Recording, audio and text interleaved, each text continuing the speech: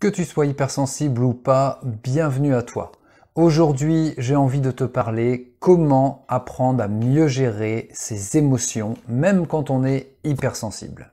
Et dans cette vidéo, je vais te parler de comment les émotions se développent chez nous, comment elles se déclenchent à partir d'un élément déclencheur. On va voir pourquoi une émotion est présente en nous, pourquoi elle s'agite, à quoi elle sert, à quoi elle peut nous être utile. Je vais te proposer aussi de voir comment un outil comme la communication non violente peut te permettre de cohabiter et de mieux gérer tes émotions. On va découvrir aussi pourquoi être ancré dans l'instant présent et pratiquer régulièrement la méditation permet aussi d'avoir une meilleure lecture et d'apprendre à vivre en harmonie avec ses émotions. Et enfin, on verra comment prendre des habitudes quotidiennes qui te permettront de vivre dans une bonne gestion de ses émotions sans être complètement envahi et débordé. Alors on y va tout de suite, c'est parti pour cette nouvelle vidéo de Facilite ton quotidien.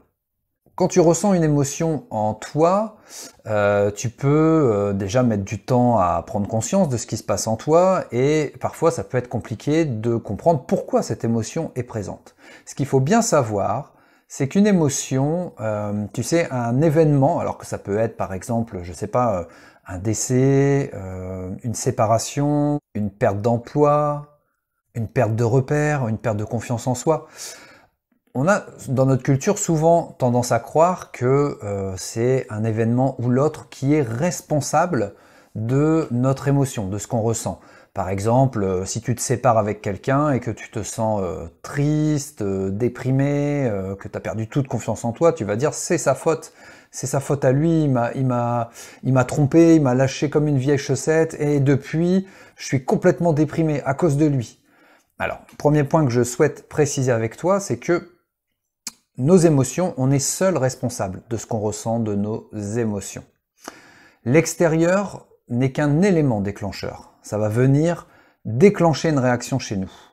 Mais la réaction qui sera déclenchée chez nous n'est en aucun cas calculée ou voulue par l'élément déclencheur. C'est nous qui, en fonction de comment on va réagir, comment on va vivre la situation, de comment on va aussi à ce moment-là, on va générer une émotion. Et cette émotion va venir nous donner une information. C'est pourquoi c'est vraiment important d'apprendre à accepter les émotions, même quand c'est des émotions désagréables, comme l'anxiété, la peur, l'inquiétude, l'agacement. Toute émotion, agréable ou désagréable, vient toujours nous transmettre une information. C'est là où c'est intéressant de faire le lien avec la communication non violente, puisque cet outil peut nous permettre de bien comprendre et de répondre au message que l'émotion vient nous transmettre. La CNV, la communication non violente, ça se pratique en plusieurs étapes. La première étape, c'est observer. Et l'observation va te permettre de mieux comprendre quel est l'élément déclencheur de l'émotion que tu ressens. Observer de la manière la plus juste possible, c'est-à-dire sans interprétation. Par exemple, si c'est lors d'une dispute, d'un conflit, et que donc tu souhaites comprendre ce qui s'est passé, une observation la plus objective possible, donc je te décris moi ce que j'observe lors d'une dispute par exemple, quand tu me dis que je suis nul, que je ne pense qu'à moi, que je suis égoïste, je me sens attristé. Donc voilà, là tu vois, je décris ce que la personne lors du conflit m'a dit, ce que j'ai entendu, de la manière la plus objective possible, et je fais même le lien, déjà, tu vois, avec l'émotion que je ressens. Si je n'avais pas été objectif, j'aurais pu dire tu m'agresses, tu me hurles dessus, tu es en colère et tu me parles fort dessus, tu me respectes pas. Voilà, là, je suis complètement dans le jugement, c'est pas objectif, et ça va pas m'être utile pour repérer l'élément déclencheur. Une fois que tu as réussi à repérer l'élément déclencheur, tu peux donc essayer de comprendre quelle est l'émotion qui t'agite. Là, dans l'exemple que j'ai pris, c'était de la colère, de l'inquiétude, de l'agacement. Une fois que j'ai que j'ai compris cette émotion, je la traduis en besoin. Quel est le besoin dans cet exemple? Le besoin, c'est peut-être un besoin de respect. J'ai besoin que tu me respectes. Et dernière étape en CNV, c'est formuler une demande à l'autre ou à soi-même. Donc dans l'exemple là, on va formuler une demande à l'autre, une demande qui est entendable. Et une demande, ça n'est pas une exigence, ça veut dire que l'autre peut refuser la demande. Et ce qui est intéressant à ce moment-là, c'est d'essayer de trouver un compromis. Une demande que je pourrais formuler dans cet exemple, c'est: est-ce que tu serais d'accord pour qu'on prenne un temps, ce soir, au calme, tous les deux, où on puisse rediscuter de ce qui vient de se passer, calmement, sereinement. Voilà, ça c'est une demande, et tu attends la réponse de l'autre, de voir si l'autre a bien entendu et est d'accord avec cette demande. Et là donc, on vient déjà de voir que l'émotion a un message à nous transmettre sur un besoin qui n'est pas satisfait, et on va réfléchir, on va essayer de trouver comment satisfaire ce besoin. Et c'est comme ça déjà, tu vois avec cet outil, que tu peux mieux vivre avec une émotion, puisque tu as conscience que les émotions vont venir te donner des informations, et en fait, les émotions sont là pour t'aider. Alors parfois, quand c'est des émotions agréables, elles viennent t'informer qu'un besoin est satisfait. Mais quand elle est désagréable, c'est pour t'informer que ce besoin n'est pas satisfait. Et c'est là où ça devient intéressant d'essayer de trouver le besoin qui n'est pas satisfait, et qui te frustre, qui génère du mal-être en toi. Alors on a vu là un premier outil pour comprendre ce qui se passe en nous et comment ça peut nous être utile. Il en existe d'autres, c'est un package, tu vois. Moi je pense que vraiment c'est important, encore plus quand on est hypersensible, et donc quand on est encore plus sensible aux émotions, aux ressentis, des vraies éponges à émotions, d'ancrer dans son quotidien des pratiques, des habitudes, d'utiliser des outils pour pouvoir gérer ses émotions. Et je suis persuadé qu'un outil à utiliser, tu vois, quotidiennement, c'est s'ancrer dans l'instant présent. Puisque quand on a nos pensées dans le futur ou dans le passé, on va générer de l'anxiété, de l'inquiétude. Et oui, parce que le futur ou le passé, ce sont des temps qui n'existent pas ou qui n'existent plus. Et donc, on va être forcément dans de l'interprétation, dans de l'imaginaire. Et on n'aura aucune prise, aucun élément qu'on maîtrise. On ne maîtrisera rien là-dedans. Ça va juste être nos pensées et nos angoisses, nos émotions désagréables qui vont se développer, se générer, et on ne pourra pas du tout les calmer, les apaiser, puisque on sera dans l'imaginaire ou dans l'interprétation et rien n'existera. Le seul moment qui existe, c'est ici et maintenant, l'instant présent. Et là, tu as une prise. Là, tu maîtrises les choses. Là, tu peux agir. Et donc là, si une émotion est désagréable, tu vas pouvoir essayer de comprendre ce qui se passe. Et si tu n'arrives pas à comprendre ce qui se passe, on va voir un autre outil pour pouvoir apaiser tes émotions.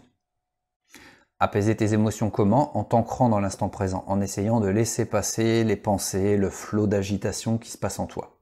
C'est en te centrant sur ta respiration.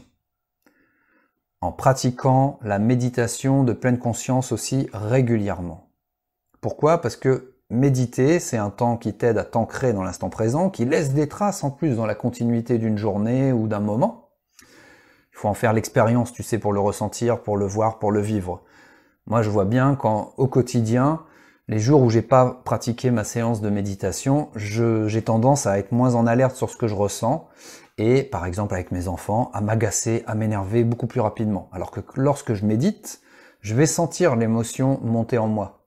Par exemple, l'énervement, l'agacement. Je vais la sentir monter. Et donc, je vais être en alerte avant de réagir, avant de m'exprimer peut-être en criant. Je vais être en alerte et je vais pouvoir réfléchir à comment agir différemment.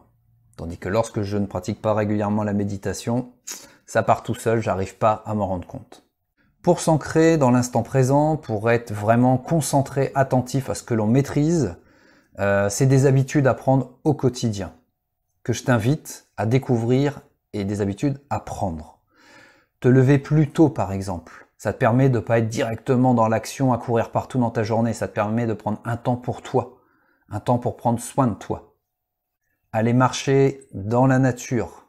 Le lien avec la nature, encore plus pour nous les hypersensibles, ça nous apaise, ça nous ressource, ça nous reconnecte au moment présent, à la simplicité. Ça nous aide à ralentir. Écrire. L'écriture, c'est vraiment un super outil. Quand vraiment tu te sens envahi par plein d'émotions, c'est trop compliqué à gérer. Prendre le temps d'écrire, ça te permet de prendre de la distance et parfois de te rendre compte un peu de ce qui se passe en toi quand tu vas te relire. Évidemment, se sensibiliser, se former et pratiquer la communication non violente. Je pense aussi que prendre soin de soi, tout mettre en place pour prendre soin de soi, c'est un atout supplémentaire pour apprendre à mieux gérer ses émotions. pour être mieux dans ses baskets, pour avoir plus confiance en soi.